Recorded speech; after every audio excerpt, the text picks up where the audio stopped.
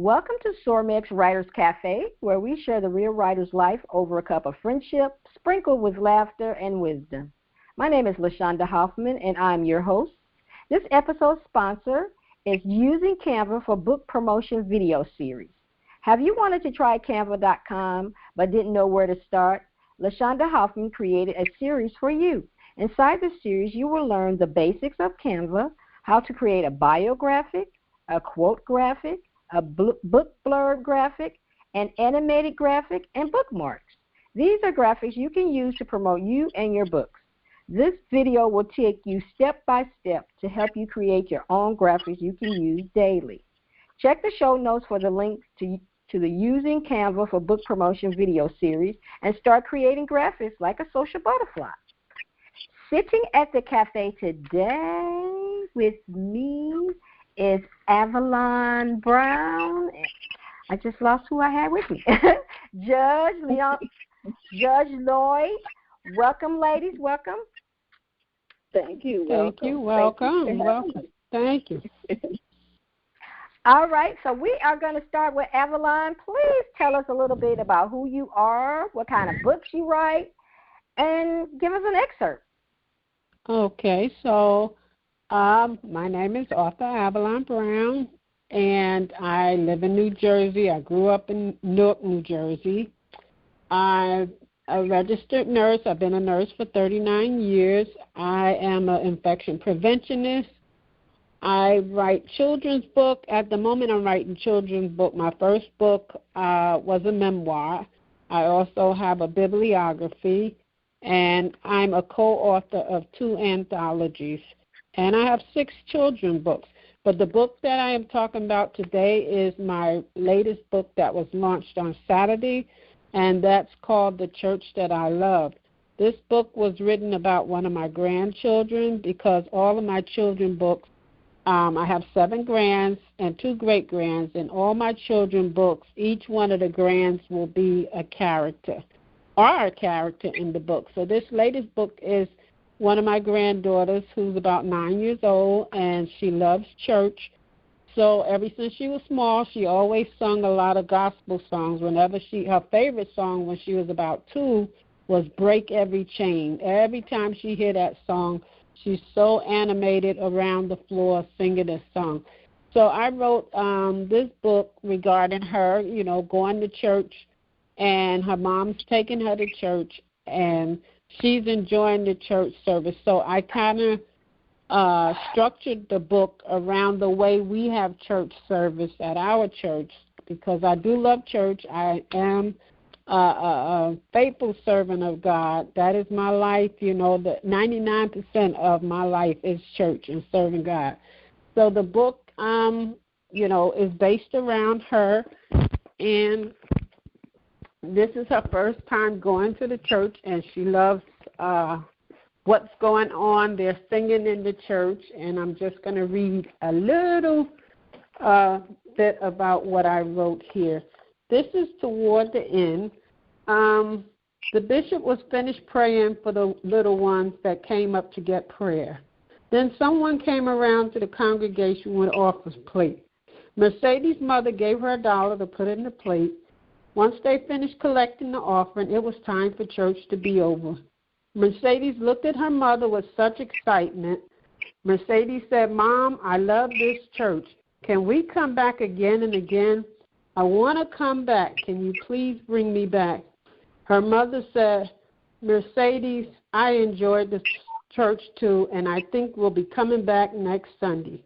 Mercedes was so happy to hear her mother say that they were coming back next Sunday. She could hardly wait. "Okay, Mercedes," said her mother, "it's time to go. We must shake everyone's hand before we leave, especially the bishop." So this book is based around the service like the way we have it, and Mercedes loved this church, and she does love going to church. The only time she might be still in church is when pastor get up and start talking.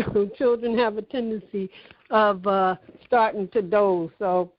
But otherwise, whenever they're singing, she wants to be part of the singing. She's playing the tambourine, and she's just loving the service.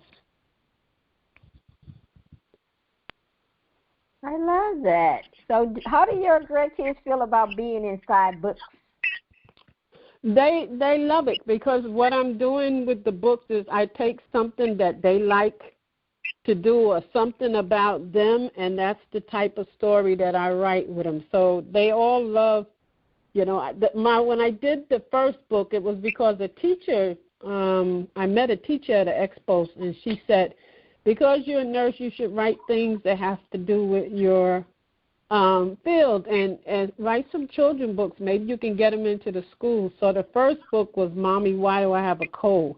But after I wrote the first book and used one of the grandchildren as a character, I realized I'm going to have to do it for the rest of the grands too, because then they're going to be looking at this book like, where's my book? So that's the journey that I'm on. I've finished at least 5 of them, and I have finished a couple of others, but they're just not published yet.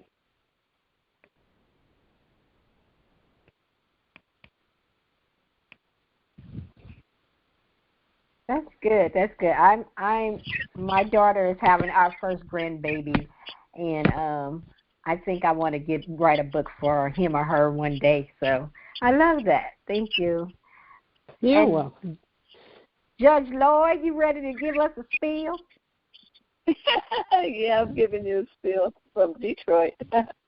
Well, I was born and raised in Detroit, Michigan, and I had a twin sister, so I did not come into the world alone. I came in with her. Her name was Leonia, and we were very close. We both became models. We became teachers. We became lawyers, and then we became judges. So when I say we're very close, we had a lot of similarities. Even within our differences, we had a lot of similarities. But that's what this book is about. It's a memoir, and the memoir is about us, our lives together. And this was a book that we had planned to write together, but she passed. And I promised her that I was going to continue to write this book. It took me 19 years before I physically started writing the book. I had a lot of emotional baggage that every time I started, I'd just break down in tears. But I finally got past it with help from a whole lot of folks, and then I started to write. And it took me 3 years to physically write the book. But it's about the hurdles and the struggles and the failures that my sister and I went through, because when people would look at us, they thought, oh, they've had a charmed life, and, they haven't had it hard. Even as a judge on the bench, I had one girl said, it was something I was asking her to do. It was very difficult, and she said, well, Judge, you don't understand how hard it is. And I said, do not say that to me. I said, until you walked in my shoes, until you know what I've had to struggle with and what I've had to do. And when I started giving her examples, she said, oh, I'm so sorry. I'm so sorry, Judge. I didn't know. I said, I know you didn't. I said, but never assume that a person you're looking at may not have had any problems and may not have had any struggles. So this book addresses that. And the reason we wanted to show this is so people could understand you can have struggles, you can have problems. It's how you get past that. It's setting the goals and making sure no matter what life throws at you, that you are going to stay focused and that no matter what, you're going to get this done. It may take you longer. It may be more difficult. You may have things that set you back, but you keep going and you keep going.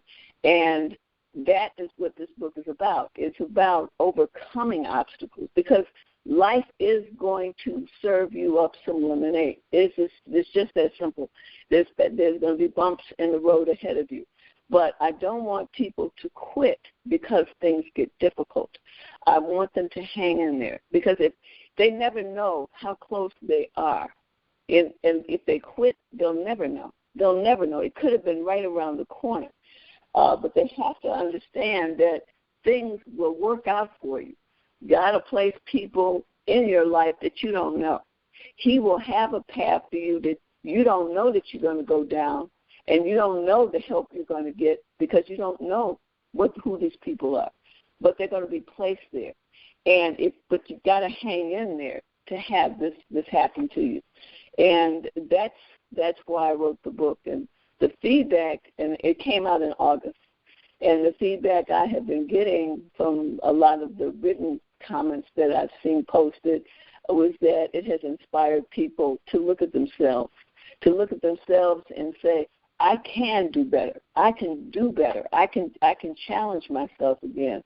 I really like comments when people in positions that make differences in schools say, I'm going to request this for junior high reading, not high school.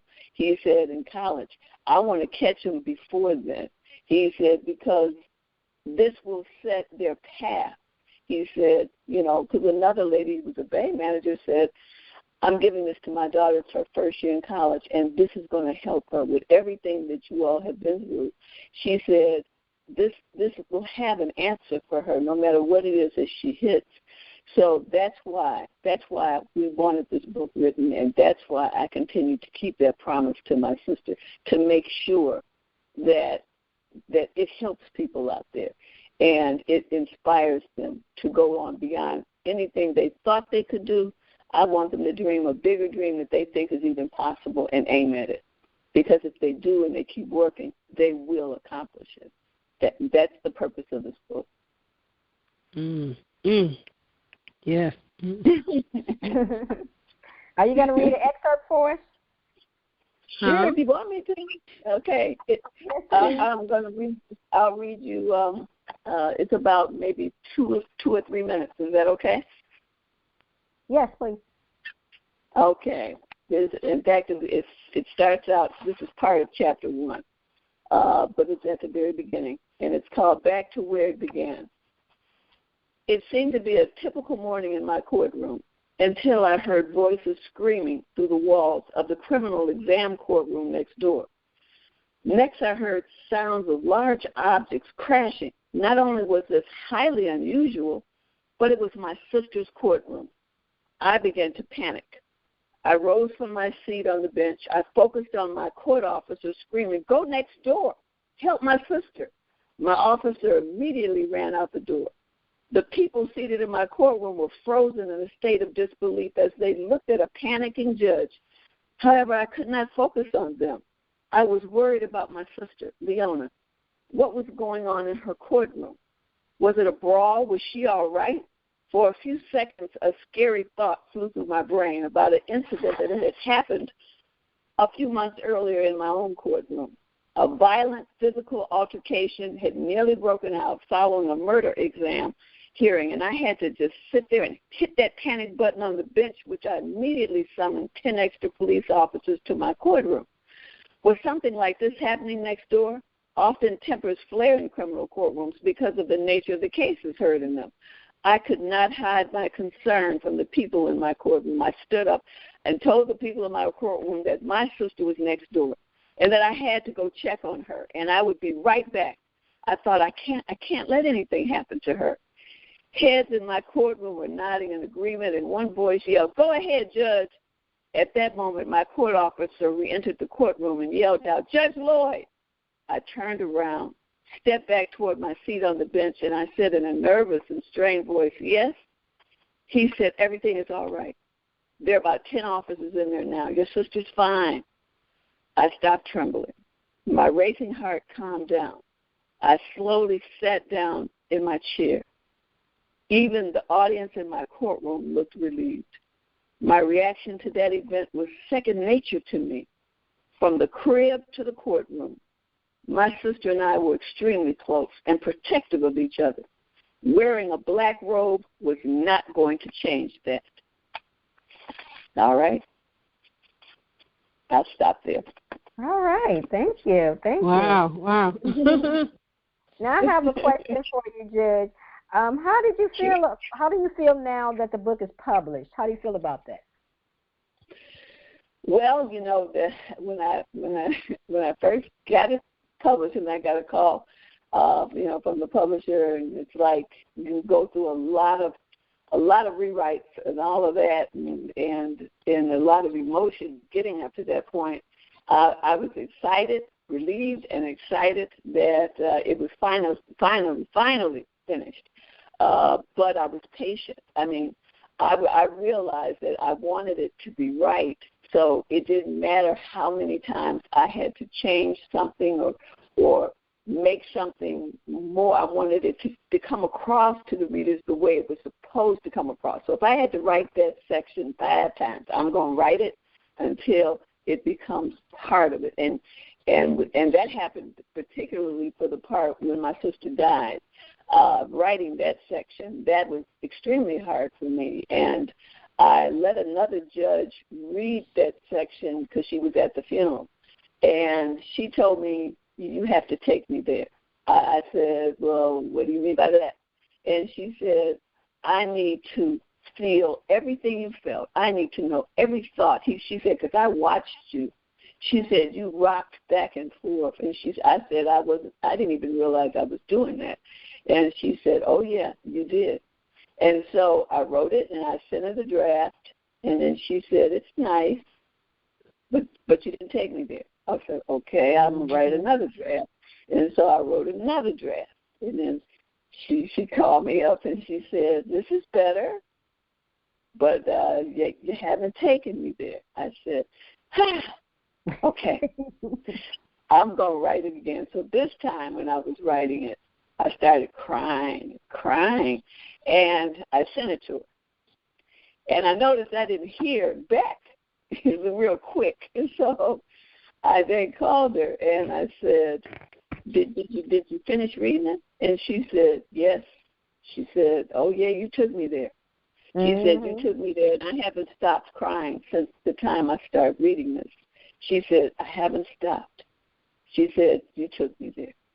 So I approached the whole book that way in terms of the different experiences of discrimination we went through, things like that, the challenges, because, going through the civil rights era, then into the Black Power movement at that time, and I was all part of that, okay? And, even discovering discrimination at 15, I was sheltered to the point where, I hadn't actually me, myself, hadn't actually dealt with that until I was in a classroom of mostly all Jewish kids. And when I walked in, for a teacher to say, are you in the right classroom? I said, yes. I looked at my card, and I said, it says room so-and-so. She said, this is honors geometry. And I said, well, I know. She said, are you sure you should not be in regular? I said, no, it says right here, room 212. This is room 212, right? And so she said, take a seat in the back. So I started walking toward the back, and there were only 3 other Black kids in the class, and they were in the back, and I was headed toward the back. And that was the longest walk I'd ever felt, because I'd never felt unwanted in a classroom. And I hadn't done anything. That was my first day, and that was the beginning of walking into hell. I know how she feels. Okay. And, I failed the first couple of tests. All the Black kids were failing. She wouldn't answer. I raised my hand. Question. She'd look at me and she said, since there's no questions, we'll move on. I was like, my hand is the only one up in class. And so, you come home as a little girl and you say, Mama, I raised my hand. She won't call on me. I have questions. I don't understand certain things. I want to answer the question. And she looked right at me, rolled her eyes, and said, since there's no questions, we'll move on. And I said, Mama, she's done this with me every day. I said, so why even raise my hand? I said, but I don't understand. Why is she asking, are there any questions when she doesn't want to answer any? And, I said, so, I told my mother, I said, Mama, I'm going to flunk this class if I stay in this class. And she said, well, baby, you're going to have to just teach yourself. She said, because I don't know geometry and your daddy doesn't know geometry. And she said, so you're going to have to teach yourself. Now, I'm crying my eyeballs out. I'm a little girl that never got anything lower than a C on my card, and that I had to explain. So, having an E, that just, I couldn't even comprehend that. So I looked at my mother and I said, Mama, what do you mean teach myself? That's what the teacher's supposed to do. I can't teach me. And so my mother said, yes, you can. I said, how? And she said, you're going to start with page 1. Then you're going to read that. You're going to go to page 2. You're going to read that. You're going to keep going. Then when you get to a problem, you're going to work the problem. You're going to see if you got the problem right. And then you're going to keep going. And you're going to keep going. So I looked at her. Now, that was my mother. So, of course, I'm going to do what she tells me to do. And I did that. But I did it. It was a process that taught me that I could teach myself anything I wanted to. I did not know I could do that. And I did that, and I finally caught up to the rest of the class. I tuned out in class. I just wouldn't pay attention anymore, but I caught up to them.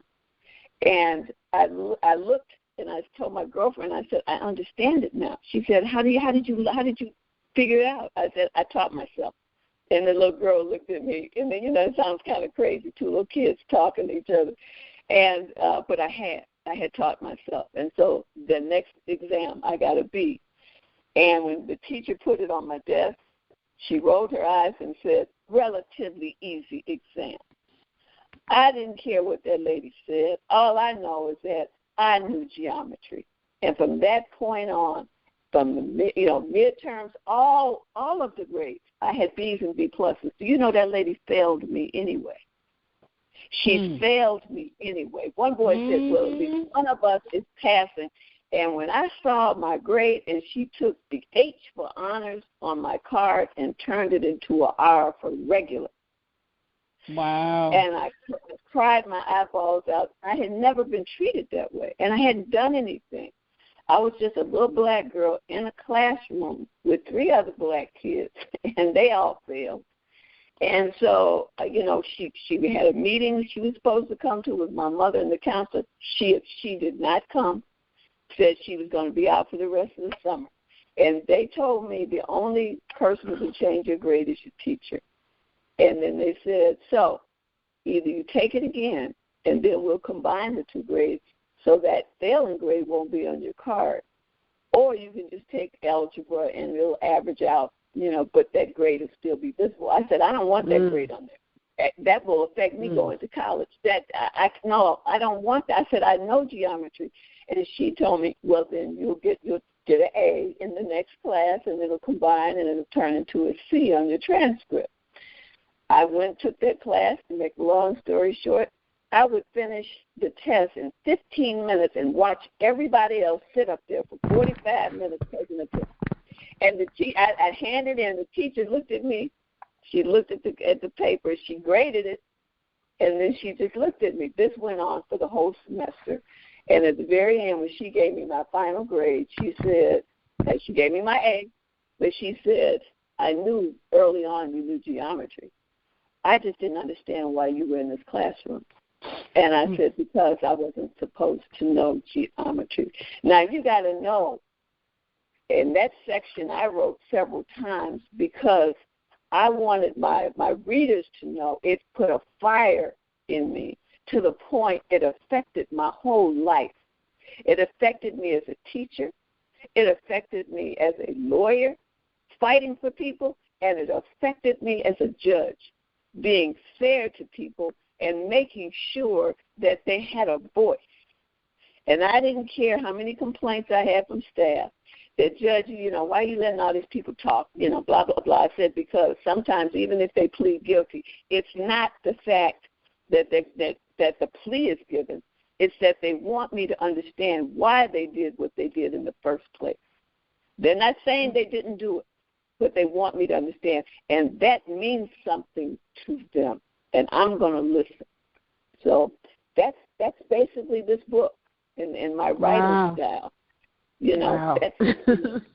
That was so deep, but yeah, it's amazing how people can affect your life, and they probably have not a clue that her being an honorary teacher pushed you to be a better person, and that you could learn. And that's all school is learning. When you get that in your head that you can learn, you are a whole different person. You know, our race has always been taught that you can't learn, that we're slow people. Right, we can't do this, can't be that. But if we are the one who built this country, how can we be that? We can't be both now. Right. You can't be people who can work their butts off till you almost drop and then not be able to learn nothing. That don't make any sense, you know. And so, Judge, that was I'm sitting here going how privileged I was to go to an all-black school and not experience that growing up. I went to an all-black school, all-black schools all the way up to high school, and we were in the DSEG program. They had just started them when I went to high school, and I chose to go to a black high school. Probably was the worst thing I could have did. At the time, you know, when I listened to my sisters talk about how they harassed them when they came off the buses and they didn't want them in the white schools, and you know, it was horrible, but you all started it, you know, and it's like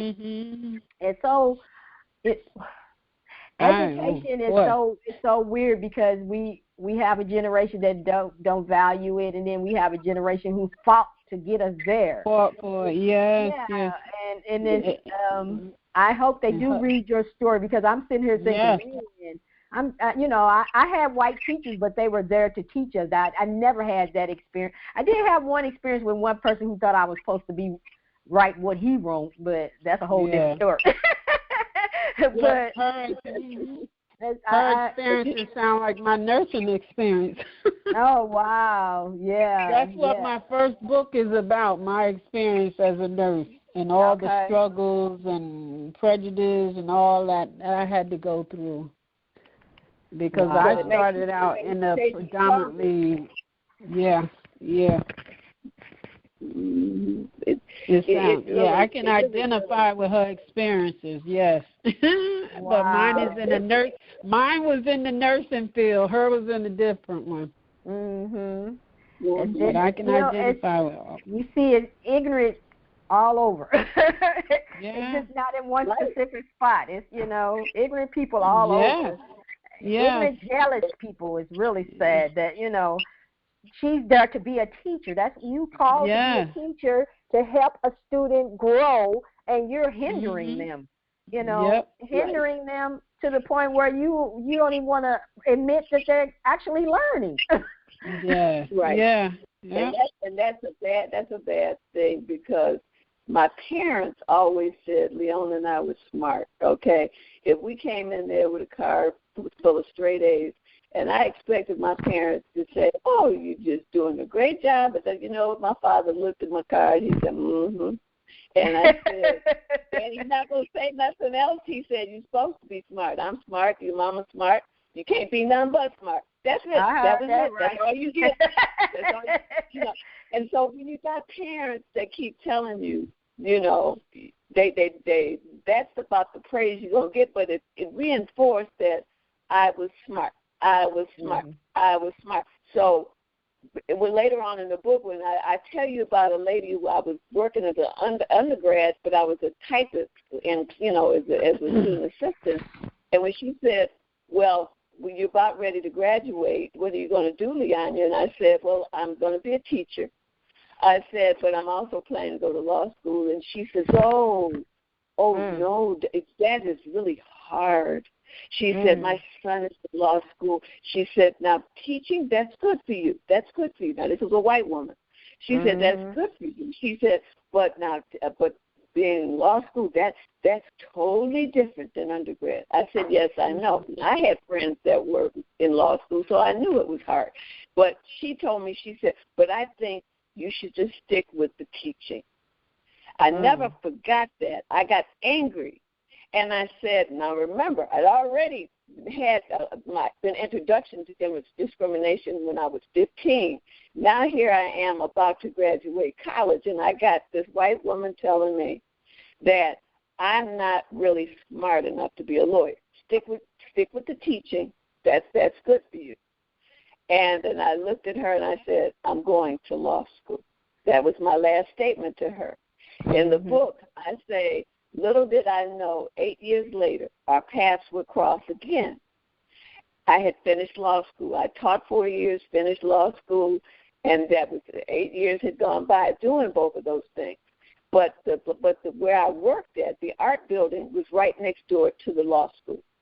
And I came out, it was my last day, and I said, I wonder if that little old white woman is still there. That's what I said. I said, I'm gonna go see. And because after going through 3 years of law school and how hard it was, I knew I had done something, okay? So I had accomplished finishing law school, and that's a whole nother trip. But I walked over there, and it was a glass enclosure, so I could see who's in there, and I saw her. She had a little bit more gray hair, but that was her. And I walked in there, and to make a long story short, after I refreshed her memory of the black girl who caused a lot of problems with her afro, because they didn't like my afro at that time. So she looked at me, and I said, you told me law school was hard and not to go to law school. I said, and you know what? Law school is hard. And I did go. I said, in fact, today's my last day, and I'm planning my graduation. I said, I just thought I'd stop in here and say hi and let you know that I did not follow your advice, and I went to law school. I said, by the way, how's your son doing? Did he ever graduate? And then she said, yes. She was very curt with me. And she said, yes. I said, I guess I'll be running into him then. I said, since now I'm going to be a lawyer. And I said, nice talking to you. And I turned, spun around, walked out that door. I had pep in my step I just didn't have before I walked in there. And I looked and I said, you see, this is what I'm telling the readers. You set the groundwork for yourself. You set the limits. Don't let anybody tell you what you can or cannot do. You make the decision. My father always said, no one can stop you from doing anything you want to do. The only person who can do that is you. Mm-hmm. And he kept saying that. And as a young girl, I didn't quite know what he meant. But he would say little gems like that. He didn't talk much. And then as I got older and as I started experiencing, the more discriminatory acts, et cetera, fighting my way to whatever it is that I wanted, Leona too, I saw what he meant. And I refused, even with a person I married who didn't want me to go to law school. You don't decide that for me. I decide that for me. My father taught me that. Okay? Mm-hmm. No one decides that but me. And I decided to go. So I wanted my readers to understand that there are questions, there are going to be obstacles. Obstacles can become people. People. But the point is that you get in touch with who you are and what it is you want. And that's what it is that has to drive you. And, if you don't have a rah-rah team around you, find one. Don't have negative people around you. Have people who are positive around you. Like my parents that said, you're supposed to be smart. I was like, you're supposed to be smart. Yeah, that's good. I kind of tell my kids that too. Yeah, your daddy and you got your daddy and you got your mama inside you. Mm-hmm. Come on now. Right. We don't do seeds. They tell me that all the time. We don't do seeds. No. So, and I like that. I like that. When you said you don't do seeds, my mother used to say, I expect A's and B's. She told us as a little girl. But if you get a C, now you're going to have to sit down and explain that to me. Okay. And then she said, if you get a D, don't come home. And do you know, in the 5th grade, this lady gave me a D for handwriting, and I cried my eyeballs out. And I said, how do you get a D in handwriting? And straight A card, but a D in handwriting. I told Leona, I can't go home. And Leona said, you got to go home. And my mother said, I was beating myself up so much that she didn't say a word to me. She didn't say a word. She didn't say a word about that D, but her thing was explain and see. And then you don't want to ever have to explain to my mother anything. No, you just didn't. But that was funny when you said that. I said, yeah. Yep. So how are you all meeting new readers during this time? I know everything is kind of shut down, so, and both of you releasing books. How are you meeting new readers? I'll let her answer first. Mine is basically on, on the media, doing the media, joining groups, different interviews. So that's basically right now because, like I said, I work in infection control, so like 5 days a week I'm pretty busy, been in the middle of this pandemic. So, right now I'm depending on social media and interviews, for mine, meeting new people like that. Word of mouth, friends, spreading it around. Okay. And what about you? Yeah, I'm retired, so I'm not working. So I had to come up with a different type of plan of how do I get the word out that the book is even out, okay?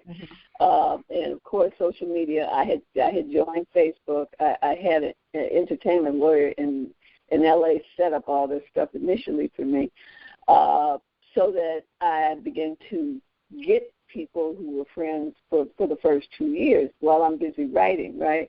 And then when I got a publicist, Pam, and they changed my whole everything. They changed the website I had, and now it's years away from what I had. And then I also and she got me on all forms of social media. But I also here in Detroit, I knew I got elected with billboards, and I put billboards up along with electronic billboards. That was a new factor. I didn't have electronic when I ran before, and I got a ton of responses. I couldn't, and people wanted to see me. My law school had already told me a year before the book was finished that I could have my book signing at the law school. They had a special, beautiful room with an atrium and all of that. And, then COVID came. So that was out because the school closed down. They started doing virtual learning.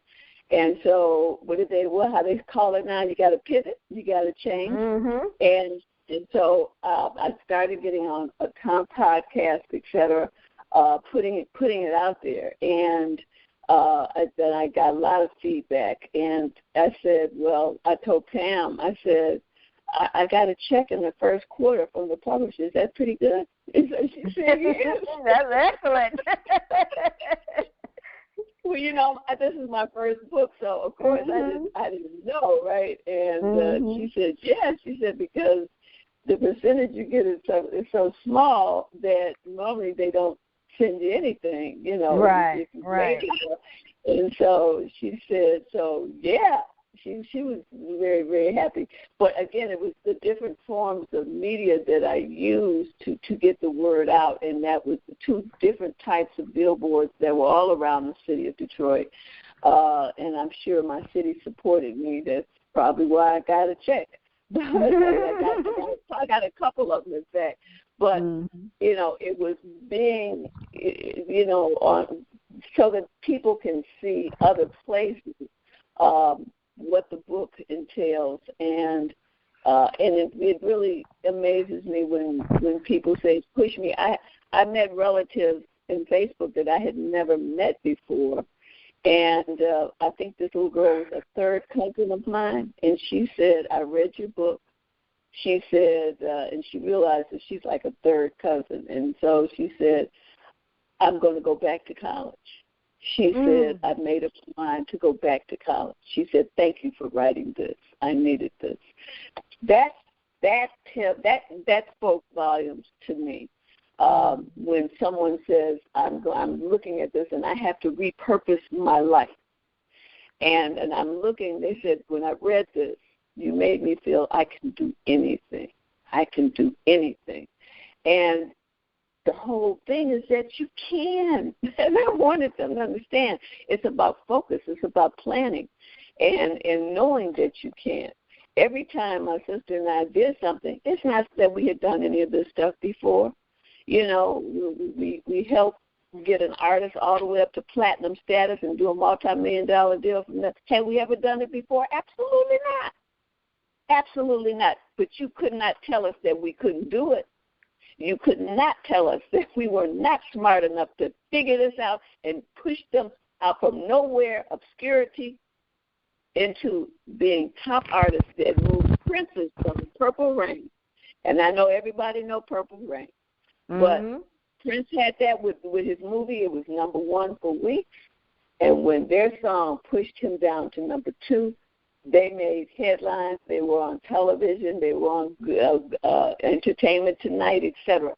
And the group was ready for the world. The bottom line is that we focused. We said, let's pick a group. Let's pick an artist. And Motown is gone. So let's make it happen as an example to other artists to get out there and do it. And that's why we decided to do that. So, it's making sure that you have faith in yourself and believe in yourself. And if I get those responses back from people like that, then I know when they read the book, they know. These are examples of how you have to find the greatness that God has put in you. He put it in you. You got to pull it out. You have to see it's there. And you got to listen to that voice telling you it's there, that you can do it. And, yeah, you get hit upside the head many times by life. So what? So what?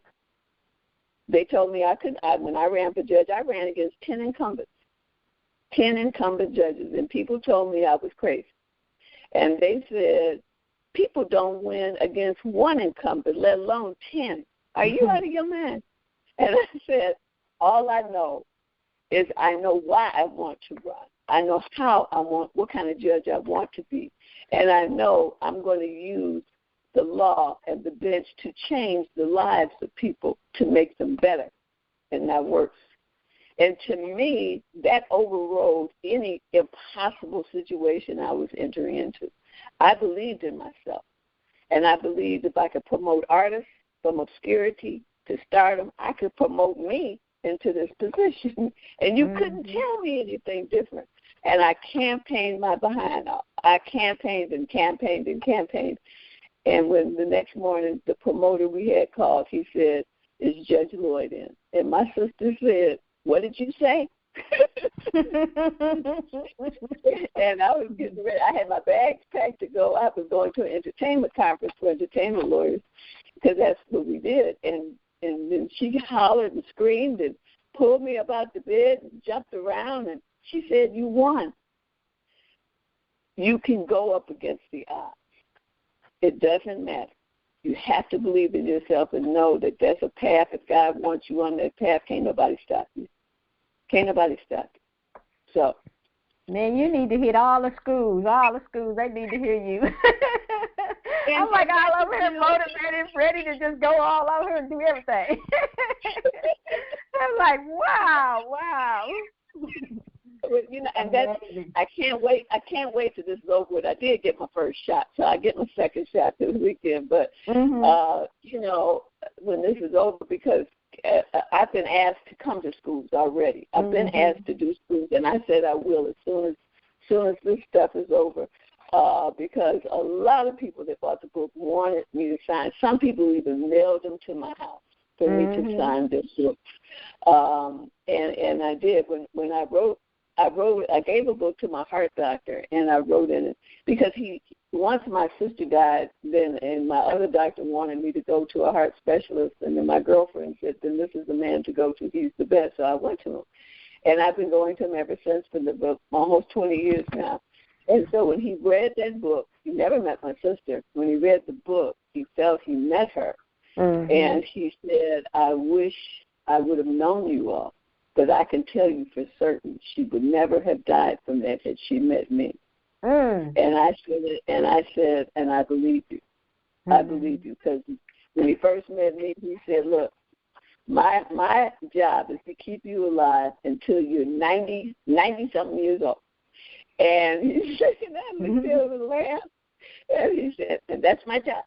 Now, you're going to die of something, but it ain't going to be a heart problem. I heard that. That's the kind of doctor you want. You want a cocky doctor who can, because everybody can't promise life. That's why I kept him. And when I told him, I said, when you read this book, or you meet my sister, he wrote a long letter to me about this book and what this book. And I was shocked because at first he said, okay, you got 3 books ahead of you, and then I'll be getting to your book. And I only read on the weekends. He's a little Jewish doctor. I only read on the weekends. And I said, that's fine. And I said, I'm not in a rush. So when he finally read it, he said, I couldn't put it down. He said, I could not put your book down. I violated my rule and started reading it on Monday. Right after I read it all weekend, he said, I had to know what was going to happen. And a lot of people said the same thing, that your book, you keep us in suspense with a lot of different things where you can't put it down. You just have to keep reading. Then I said, well, I'm glad, because I wanted people to want to read it. And I said when they started, and if I've accomplished that, fine. And I will be more than happy to speak at schools to kids, because we did that as judges and lawyers. Leona and I would go out speaking. We got on a plane and went to not Chicago, but the little suburb to Chicago in Illinois, because they asked us to. They had read about us in Ebony magazine. So we flew out there. We could only be out there in the morning because we had to speak at a school that afternoon in Detroit. And so we went, and they had these little kids emulating famous people. They would come across the stage. And at the very end, they had a set of twins come out dressed similar to me and Leona in the magazine. And they had little briefcases, and they were little girls, and they were lawyers. Now, that touched us. That really touched us. And I said, wow, I knew then how impressionable young people were. And the day my sister died, she said we were speaking to a school. And it was 8th grade graduation. They're going into junior high. And she said, well, we can pick you or them. And she said, we can pick this 8th grade school. Now, we can't do both because they're the same time. And she said, I want to do the 8th graders. She said, because most of them have never met a judge, let alone a black judge. And she said, if we can change one kid in there, if we can walk in there and those kids say, if they can do it, we can do it, she said, then we've done our job. And she made me wear the robe. It was hot. It was 80-something degrees. I said, Leona, no, not the robe. She said, yeah. I said, no. And she said it will make a difference to those kids. She said because they've never seen a judge up close like that. So I did. I went along with what my sister wanted, and we wore it. And the minute we walked out with the drape in the back and the whole kit and caboodle she wanted us to wear, they oohed and ahed, and Leona looked at me and she whispered, I told you. I told you. And that was the last speech she gave that day. Last speech. She died that night. Wow. Yep. Wow. Yes. Well, I have really enjoyed listening to you, talking to you, and Miss Avalon, I think her phone dropped, so we lost her. But I would like to for you to tell the listeners how they can get in touch with you online or they can go to my web. They can go to my website. It's www.judgeleonia, LEONIA.com. And the book is on Amazon.com. You can, if you can't remember the website, which will lead you right to the book. And if you go to the website, there is a trailer on there, like similar to a movie trailer on my sister and I. And they'll see pictures, and it's very moving. It's very moving. My publicist had this made, and it's beautiful. It's beautiful. It almost made me cry when I first saw it because it was so touching, and it was true. So they get a chance to see what other people have written about me and about the book. They get a chance to see all of that. So that's on www.judgeleonia.com. If they went to Amazon and just wrote Judge Lloyd's book, Judge Leonia Lloyd's book, it'll pop up. And I think it's on sale. I think it's on sale now. I think that, they go through a thing of reducing prices, so it's a good time to buy it. Okay, great. I'm sure everybody's going to get them a copy of that because it was just so inspiring. I want to thank Avalon Brown for being here with us, too.